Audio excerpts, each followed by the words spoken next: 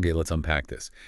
Imagine you're 14 years old. It's a Friday evening. Hmm. You're heading to a friend's birthday party, maybe a mile down the road. Yeah. You give your mom a hug, tell her you love her, you'll be home soon because you've got school tomorrow.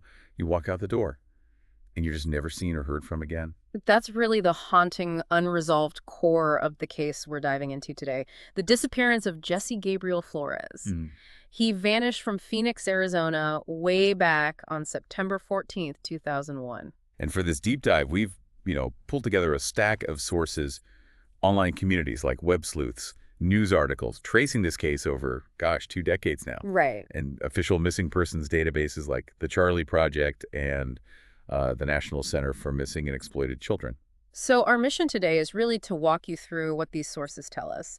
We'll explore the key details around Jesse's disappearance, the timeline of that really pivotal day, the significant challenges the investigation faced, and just the profound ongoing impact this has had on his family. And it's so crucial to set the scene here. Jesse disappeared just 3 days after the 9/11 attacks. I mean, it was a moment of national shock, chaos, just widespread fear.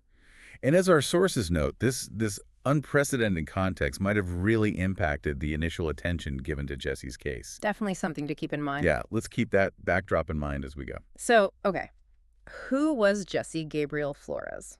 At the time he went missing, he was just 14. It's just a kid. Yeah.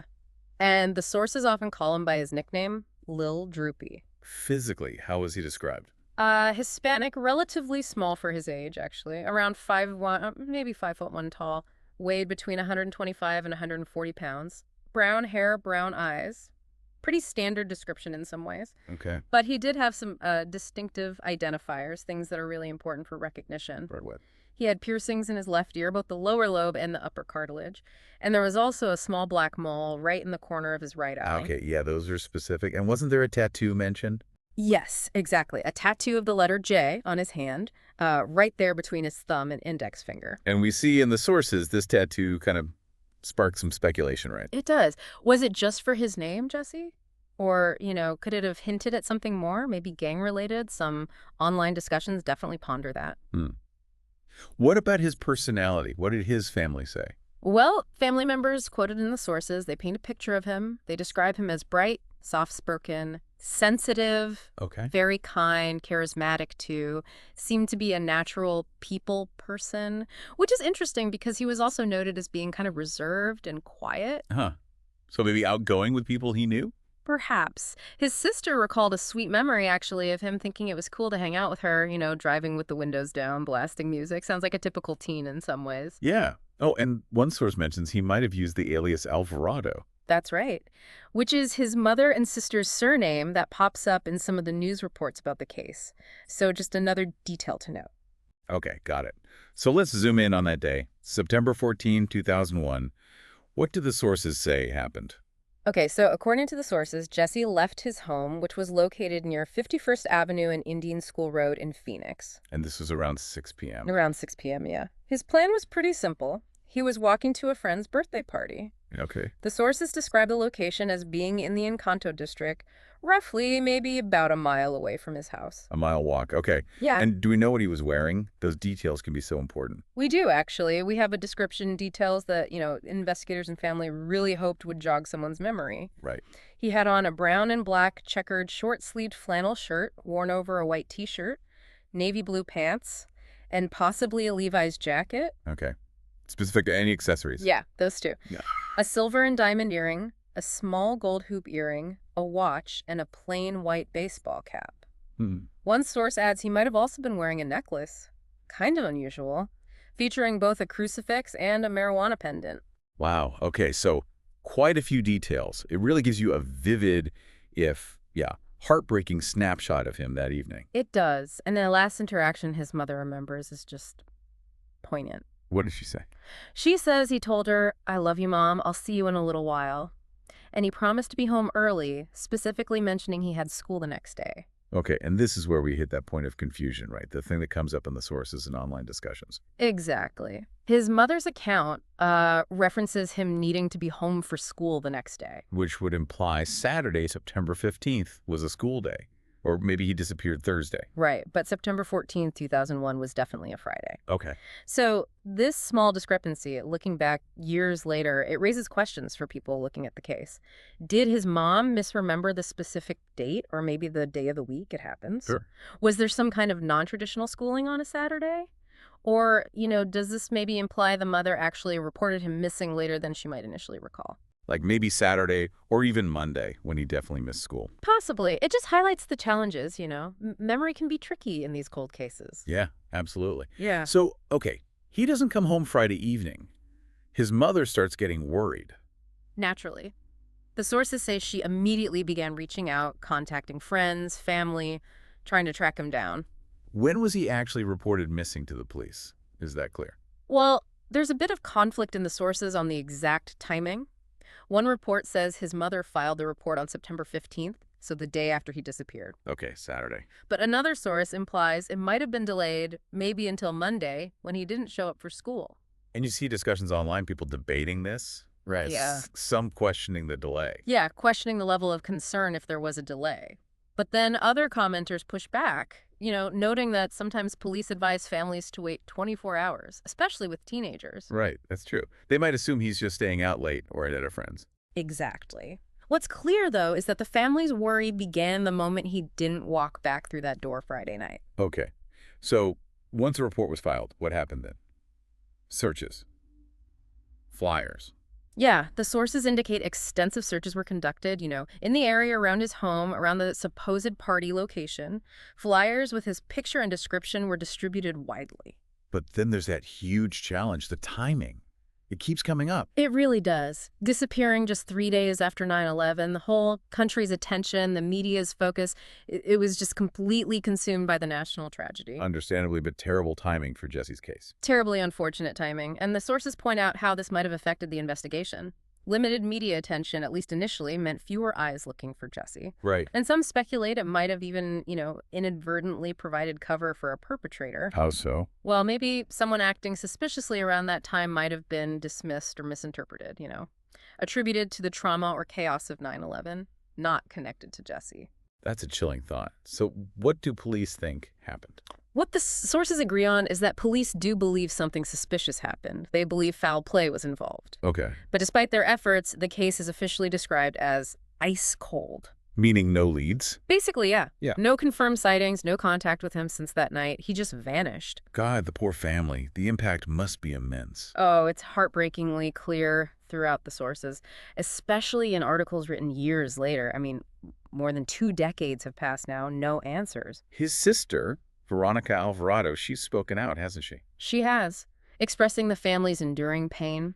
Years later, she described their feelings as still very raw. She called it a struggle, indescribable, the way we have to go through holidays without him. Oh, man. But she still holds on to hope, saying, "We hope that wherever you lie your head, that you are being safe." And his mother, Angie Alvarado. She shared back in 2021 how difficult it is just to fathom her son would be 34 years old now. He's frozen at 14 in her memory. Of course. Yeah. And isn't there something she does every year on his birthday? Yes, this detail really captures it. His mother bakes him a cake every single year on his birthday in November. Oh, wow. She makes the same wish. Wherever you are, Jesse, if you're out there, I hope that you're safe, that you're in God's hands and you're happy. And then she blows out the candles alone. It's just devastating. It really is. The family, they hold on to hope that maybe he's still alive somewhere, but they also express this deep need for closure, saying they will get closure at some point in our lives, whether that's here on earth or in heaven. It just speaks to the awful limbo they've been stuck in for so long. So given that the case is officially ice cold, no real leads, a lot of the discussion we see online must revolve around unanswered questions, right? Speculation. Exactly. A lot of critical unanswered questions from that night. Like, first and foremost, did Jesse ever actually make it to that birthday party? That's fundamental. We don't even know if he got there. We don't. And if he did, were the partygoers interviewed thoroughly? Were their stories checked out by the police? Verified? Good point. And what about the walk itself? That mile-long road. Was it safe? Especially around 6 p.m. Right. What was the nature of the party itself? The age range of the kids there? Were any adults present? Could it have involved, as some commenters speculate, maybe a rougher crowd? So many unknowns about the party scene. And these questions, they naturally lead to various speculative theories that you find in the sources, especially the forums. Like what kind of theories? Well, some commenters point to the possibility of gang activity.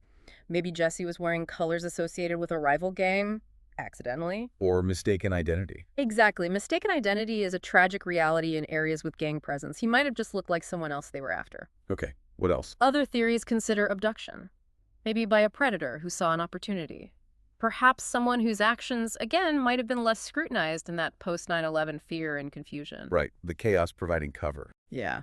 And then there's speculation, particularly in the online forums, suggesting maybe something happened closer to home. But that's purely speculation from commenters. Purely. It's important to stress that it's not supported by official sources or family statements that we've seen, just another speculative view out there. Got it. Now, there was one specific kind of complex piece of information mentioned in the online discussions, wasn't there? Something about a nephew. Yes, this is quite detailed. It comes from a user claiming to be Jesse's nephew, who calls himself Elijah. Okay. And he says this information came from Jesse's older brother, Angel. But importantly, he says it was shared while Angel was intoxicated and apparently fearful of being seen as a suspect himself. So you have to take the context into account. Definitely. So what did Angel supposedly say, according to the nephew? According to this account, days before Jesse disappeared, he and Angel were chased home by some guys Angel had previously fought with. Okay, some prior conflict involving the older brother. Right. Then later, Angel says he and Jesse were walking to the store, and a car pulled up. 3 people inside, 2 younger, 1 older driver, maybe in his 30s. They apparently called Jesse by name and asked him to get in the car. The nephew says Jesse refused, and Angel felt this refusal was seen as disrespect by the people in the car. Jesse vanished shortly after this alleged encounter. Wow. That's potentially significant if true. Does the story end there? No, it gets stranger regarding the aftermath. Angel's account continues. Days after Jesse vanished, Jesse's girlfriend supposedly asked Angel to walk her home. Okay. When Angel arrived and went inside her house, he claims he came face-to-face with the driver from that car, the one that had approached him and Jesse days earlier. Whoa. At the girlfriend's house. That's the claim. Angel then says his drink was laced and he basically blacked out, waking up later at home. That is a wild story. And the nephew sharing this, what's his take? Well, the nephew notes his own belief that Angel might be involved somehow, or at least knows more than he's saying. But he also mentions Angel's fear of being a suspect. A difficult situation. Did the nephew mention anything else? He mentioned hearing about something called Midnight Productions, said it might be a potential lead his friend heard about, but the connection to Jesse or the disappearance is completely unclear. Just another thread hanging there. It's a lot of unsettling detail, but like you said, wrapped up in a really difficult to verify context. Intoxication, fear, secondhand story. Exactly. This part of the source material, it introduces new potential characters, new incidents, but it's presented through multiple layers of remove. You know, a nephew relaying a brother's story shared under specific circumstances years later. Yeah. It just highlights the challenges investigators face when potential leads like this pop up years down the line, often mixed with speculation, difficult family dynamics. And the nephew also mentioned something about a possible double life. He did. That Jesse might have been living a life that parts of his family didn't know about. Again, speculation based on these stories. So wrapping things up, why does Jesse's case, even after all these years, still capture attention? Why does this deep dive matter? Well, I think this case is just a stark reminder, isn't it, of the vulnerability of young people and the absolutely devastating long-term impact that unsolved disappearances have on families. They're just left with no answers. Yeah, and it shows how a case can just go cold, even when police suspect foul play occurred. Right. And Jesse's case is still active, which is crucial. He's listed on national databases, keeping his profile visible. He's on the National Center for Missing and Exploited Children database, NCMEC. He is, yeah. Case number 936029. They even provide those age-progressed photos showing what he might look like now, maybe at 33 or 38, hoping someone might recognize him. That's good to keep that updated. He's also on the Charlie Project. Yes, listed there too. One source we saw noted he wasn't on Nemus at one point, but his NCMEC listing is definitely current and consistently referenced. Okay, so if someone listening thinks they might know something, anything at all, where can they report it? The sources provide clear contact information. You can reach the Phoenix Police Department directly. Their number is 602-262-6151. Okay, 602-262-6151. Or you can contact the National Center for Missing and Exploited Children at 1-800-5678. 1-800-THE-LOST. And what about anonymous tips? Anonymous tips can go through silent witness. Always an option if people are hesitant to give their name. Good to know. So the mystery of Jesse Gabriel Florez really persists. It does. A 14-year-old boy walks out his front door, heading to a party just a mile away, and vanishes without a trace. All these years later, those fundamental questions are still just hanging there. Did he even make it to the party? What happened on that short walk? And his family. They continue their search, they cling to hope, and they bake that birthday cake every single year, making the same wish. Yeah. It's profound. Maybe something for you, the listener, to consider is this. How deeply personal tragedies, like a child disappearing, can be sort of obscured or complicated by bigger historical events. like 9/11 happening just days before, which, as some sources suggest, might have limited the crucial initial attention on Jesse's case. Exactly. Or how the smallest detail, maybe something someone remembers years later, or even a complex story like the one from the nephew shared under difficult circumstances. How that could potentially hold the key. Or maybe just add another layer of complexity to decades of unanswered questions for a family still desperately searching for closure.